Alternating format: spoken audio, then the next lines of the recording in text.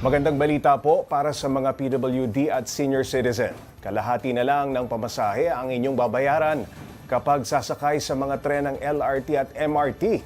Tulong daw ito sa kanila na karamihan ay limitado lang ang income, ayon kay Pangulong Bongbong Marcos. Para bigyan ng mukha ang balita, Mobile Journal Julie Baiza. Mismong si Pangulong Bongbong Marcos ang nanguna sa paglulunsad ng 50% discount sa mga senior citizen at PWD sa MRT3, LRT1 at LRT2. Ayon kay PBBM, mapapakinabangan ito ng 13 milyong senior citizens at 7 milyong PWD.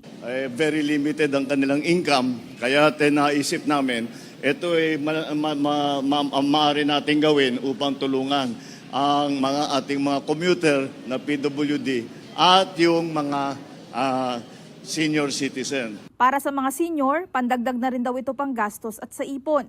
Malaking impact yun, parang savings din yun. Dati, dahil senior nga, 23 lang. Ito 50%, di mas malaki. Saan niyo mong dadalhin yung extra na ano? Di dagdag sa another day na pamasahe. O kaya sa pamerienda. Bukod sa diskwento, umarangkada na rin ngayong araw ang Dalian trains mula China. 2014 pa nang mabili ito ng gobyerno sa ilalim ng nagdaang administrasyong Aquino.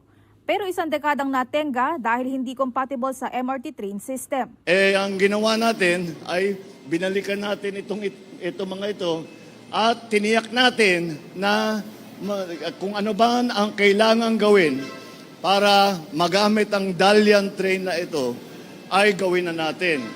Sa kasalukuyan, 3 sa 48 bago nang gumagana na.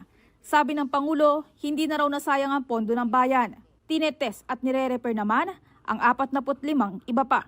Mobile Journal Julie Baiza po, hatid ang mukha ng balita.